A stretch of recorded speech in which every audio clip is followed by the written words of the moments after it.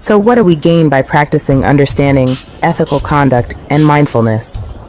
We're asked to sit with discomfort, to experience it without fear or resistance, and to know that it's impermanent. We learn that dukkha is part of the human condition, and efforts to avoid or deny it lead to more unhappiness and suffering. We've learned that we can never satisfy our desires through sense experiences, through chasing pleasure and trying to hold on to it. Every pleasant sense experience will end, and the more we try to hold on to it and turn desire into need or craving, the more we suffer, dukkha. We're mindful that dissatisfaction and unhappiness have beginnings.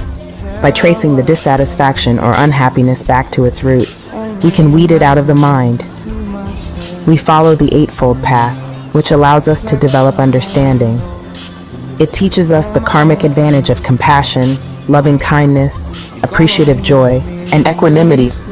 We learn the quiet satisfaction of living a more ethical and mindful life. What we are achieving is what in Buddhism is called sukha, or true happiness. This is not the temporary pleasure that comes from a high or other temporary sense experience, but the inner peace and well-being that comes from a balanced, mindful life. It is the opposite of the suffering and unsatisfactoriness of dukkha. Sukha is freedom from hate, greed, and confusion. It is an expansive approach to life, being able to sit with and move through feelings of discomfort, dissatisfaction, and discontent.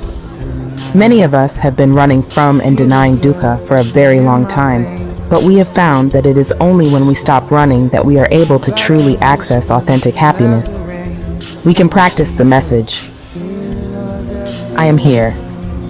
This is the way it is right now. This is a moment of suffering. May I give myself the care I need at this moment. May I accept this without struggling, but also without giving up. We've started to learn that mindfulness involves investigating our unskillful actions and choices, both past and present, and choosing to act with more wisdom in the future. Rather than being bogged down by guilt or shame about the past, we can use it as a guide to making different choices in the present.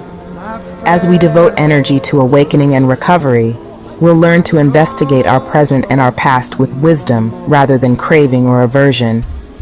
We'll experience the growth of trust in our own capacity for, and right to, recovery.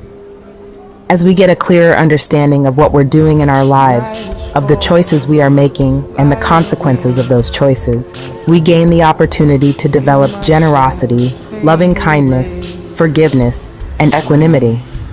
These are central to Buddhist practice and to our recovery. We learn to give freely because we understand that clinging to what is mine is based on the delusion that we are what we possess or what we control. We learn to have metta, or loving kindness, toward all beings in the world, whether we know them or not. We come to understand that our practice isn't just for ourselves, but is based on the interconnectedness and happiness of all living beings. Recovery transforms how we show up for those around us. We can become the compassionate, generous, and wise friend whose calming voice and steadfast support can help others to understand their own struggles and find their own path to healing. There is no magic bullet, no single action or